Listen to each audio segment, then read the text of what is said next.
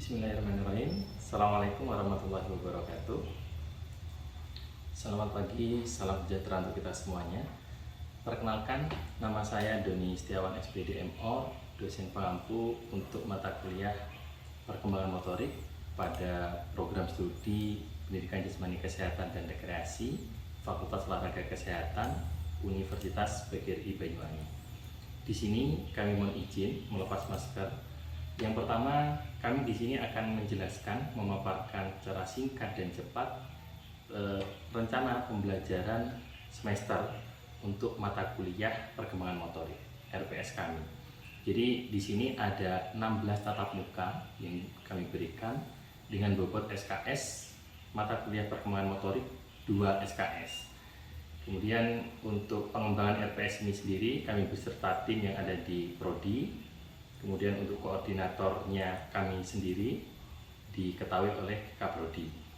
Yang pertama, capaian pembelajaran untuk program studi menginginkan capaian itu diantaranya yang pertama mengetahui, menguasai dan mampu menerapkan teori motor learning bagi perkembangan motorik gerak manusia, terutama pada atlet karena basically-nya kita ada di olahraga, dan pada pelajar. Kemudian deskripsi singkat mata kuliah di perkembangan motorik itu tentang pembelajaran gerak yang mana serangkaian proses yang berkaitan dengan latihan dan pembekalan pengalaman yang akan menyebabkan perubahan dalam kemampuan individu untuk bisa menampilkan gerak yang terampil. Kemudian ada pustaka yang kami sadur di sini, yaitu ada dari Sugianto dan Sujarwo tentang materi pokok perkembangan dan belajar gerak, yaitu Depdikbud proyek peningkatan mutu guru. Kemudian ada pustaka-pustaka pendukung juga pastinya, referensi-referensi juga kami masukkan dalam RPS kami. Kemudian dalam hal ini media pembelajaran yang kami gunakan diantaranya kami menggunakan kursus PowerPoint, ada bahan ajar modul, kemudian kami menggunakan laptop, ada LCD juga untuk menampilkan. Kemudian tim teaching diketahui oleh kami sendiri, Doni Setiawan. Kemudian mata kuliah ini juga mata kuliah wajib di prodi kami, yaitu perkembangan belajar motorik. Kemudian ada beberapa 14 capaian yang kami tulis di sini, bagaimana membuat kemampuan akhir dalam setiap sub CPMK. Yang pertama, mahasiswa mampu menjelaskan definisi belajar dan tujuan pendidikan secara umum. Yang kedua, mampu mendefinisikan dan menjelaskan definisi belajar gerak yang seperti apa. Kemudian yang ketiga, menjelaskan terminologi dan teori perkembangan. Yang keempat, menjelaskan perkembangan fisik dan gerak bayi, dimulai dari yang terkecil yaitu bayi. Kemudian yang kelima, fisik dan gerak anak kecil. Yang keenam, mahasiswa mampu mendefinisikan dan menjelaskan perkembangan fisik dan gerak anak besar, pastinya berbeda dengan yang bayi dan anak kecil tadi. Kemudian yang ketujuh, perkembangan fisik dan gerak adolescensi. Kemudian yang kedelapan, mahasiswa mampu mendefinisikan sekaligus menjabarkan dan menjelaskan keterampilan gerak. Yang kesembilan, mendefinisikan, menjelaskan fisik dan gerak orang dewasa dan usia tua. Kemudian dilanjutkan ke 10, mahasiswa mampu mendefinisikan, menjabarkan dan menjelaskan unsur-unsur gerak yang terampil, koordinatif seperti apa. Kemudian yang ke-11, menjabarkan dan menjelaskan proses belajar gerak. Yang ke-12, menjabarkan dan menjelaskan kondisi belajar gerak. Ke-13, menjabarkan dan menjelaskan faktor pelajar atau atlet dalam belajar gerak dan prestasi belajar gerak seperti apa. Kemudian yang terakhir, mahasiswa mampu mendefinisikan, menjelaskan dan menganalisa motivasi dan semangat belajar serta teknik-teknik dalam meningkatkan motivasi, sehingga nanti perkembangan motorik dari setiap insan yang kita berikan pembelajaran bisa lebih maksimal. Ada 16 tatap muka, kemudian kami gunakan untuk UTS, ujian tengah semester, di tatap muka 8, kemudian ke-16 kami gunakan untuk ujian akhir semester dan ujian teori. Yang pertama sekali, di mata kuliah ini 2 SKS kami memberikan beban kepada mahasiswa atau pembelajaran kepada mahasiswa itu. Yang pertama tentang capaian, kami menjelaskan apa yang ingin kami capai dalam tatap muka yang pertama sampai ke 14. Kemudian materi pembelajarannya juga kami share kepada teman-teman mahasiswa sehingga teman-teman bisa mengakses dengan mudah materi-materi dan modul-modulnya.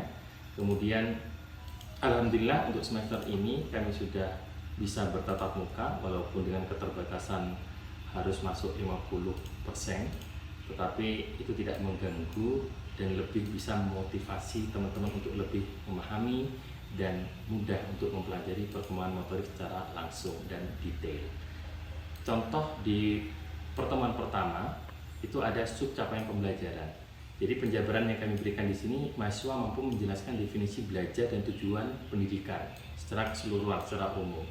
Materi pembelajarannya hakikat belajar gerak. Jadi temanya tetap pada hakikat belajar gerak.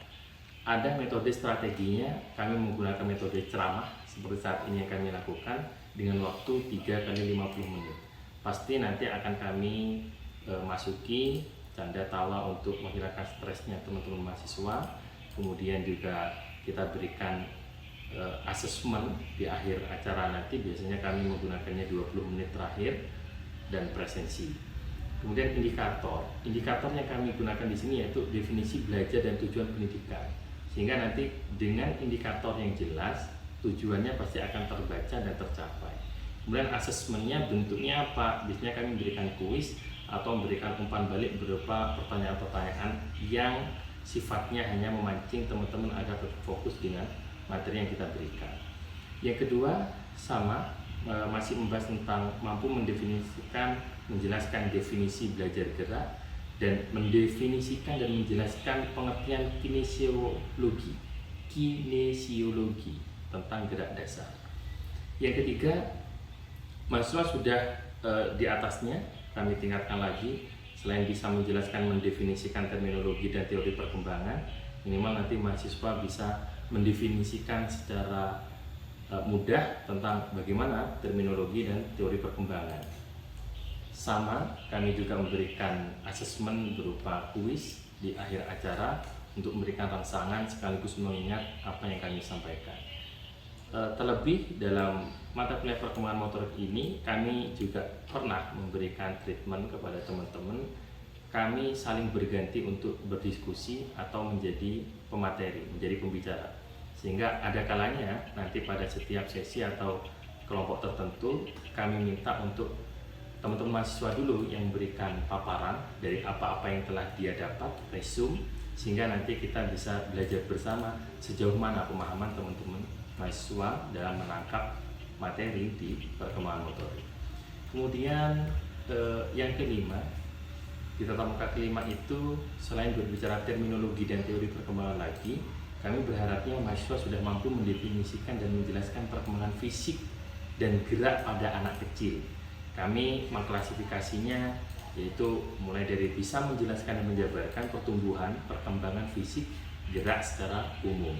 Kemudian setelah itu pertemuan berikutnya, pertemuan ke-6 dan ke-7 itu ada gerak fisik pada anak besar, kemudian ada perkembangan fisik dan gerak adulensi. Sama, masih membahas tentang terminologi, kemudian pembedanya apa antara bayi, anak kecil, anak besar, kemudian di gerak adulensi. Kami tutup dengan pertemuan ke-8 yaitu sifatnya seperti kuis, hanya saja kami bentukkan momennya, kami menunggu momen di ujian tengah semester, sehingga bentuknya tulisan dan lisan biasanya kami berikan hanya untuk membuat sebuah penguatan teori kepada teman-teman bahwa pertengahan semester capaian-capaiannya apa yang sudah teman-teman dapatkan di mata kuliah perkembangan motorik ini. Ya. Lanjut setelah pertemuan UTS, pasca UTS, kami melanjutkan materi kami yang berkaitan dengan sedikit mereview pertemuan sebelum UTS kemarin 1-7 tatap muka. Kemudian kami lanjut dengan tatap muka ke-9, yaitu mahasiswa mampu mendefinisikan dan menjelaskan fisik dan gerak pada orang dewasa dan usia tua. Setelah dari usia bayi, anak kecil, anak besar, adolescen, kami sudah bergerak ke pemahaman fisik dan gerak orang dewasa dan orang tua. Kemudian indikatornya apa? Teman-teman mahasiswa kami berharapnya bisa menjelaskan dan menjabarkan perubahan penampilan fisik yang paling terlihat, dan pada gerak pada usia tua serta aktivitas fisik yang diperlukan oleh orang dewasa dan orang tua. Kemudian ada beberapa game mungkin nanti kepada teman-teman mahasiswa bagaimana pembeda antara orang dewasa dan orang tua pada gerakan-gerakan untuk mengurangi, meminimalisir cedera, khususnya gerakan-gerakan yang ada di dalam rumah, untuk mengolahragakan di dalam rumah. Ke-10 bisa mendefinisikan, menjabarkan, menjelaskan keterampilan gerak. Fokusnya di sini yaitu tentang keterampilan gerak, unsur-unsur keterampilan gerak seperti apa. Berbicara keterampilan gerak, kita fokusnya pada motorik kasar dan motorik halus, dan itu sudah tersampaikan di awal ketika fokus pada pembahasan usia bayi. Kemudian tatap muka ke-12 mendefinisikan, menjabarkan proses belajar gerak seperti apa dan bagaimana, komponen-komponennya apa saja yang perlu dipersiapkan, difitkan agar tidak mudah cedera. Kemudian ada yang ke-13, menjabarkan dan menjelaskan kondisi tentang belajar gerak, proses dan kondisi belajar gerak. Sama sifatnya, kita memberikan teori, kemudian kita memberikan paparan singkat lewat YouTube, video-video untuk mempermudah pemahaman teman-teman mahasiswa. Durasi waktunya sama 2 kali 50 menit. Kemudian yang ke-14 sudah lebih kompleks lagi penjabaran dan pembahasannya, yaitu mahasiswa mampu mendefinisikan, menjabarkan, menjelaskan faktor-faktor pelajar atau atlet dalam belajar gerak dan prestasi dalam belajar gerak seperti apa. Ada beberapa teman mahasiswa di kelas kami yang juga beberapa juga atlet, sehingga nanti kita bisa memberikan penjelasan detail, kemudian apa-apa yang boleh untuk dilakukan, pembelajaran gerak dasarnya seperti apa, pembedanya apa dengan teman-teman yang bukan atlet. Kemudian yang terakhir, menganalisis motivasi dan semangat belajar serta teknik-teknik dalam meningkatkan motivasi teman-teman atlet dan pelajar dalam perkembangan motorik. Ada prestasi dan motivasi dalam belajar gerak, kemudian asesmennya kita nanti akan tahu bagaimana motivasi teman-teman ketika pembelajaran ini, kemudian analisisnya seperti apa, itu yang kita harapkan.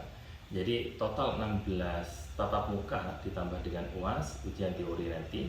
Biasanya kami memberikan tambahan materi kepada teman-teman. Nanti kami berharapnya teman-teman semuanya bisa mempunyai akun, mempunyai media belajar sendiri, membuat media belajar sendiri tentang gerak itu seperti apa, pembelajaran gerak itu seperti apa. Kurang lebihnya itu dari kami tentang capaian dalam RPS kami, dalam rencana pembelajaran semester untuk mata kuliah perkembangan motorik. Sehingga saran usulan dari beberapa teman-teman prodi biasanya selalu kami tampung untuk perbaikan dalam RPS kami di semester-semester berikutnya. Sekian, terima kasih dari kami. Sukses selalu untuk teman-teman mahasiswa. Tetap gunakan masker dimanapun teman-teman berada.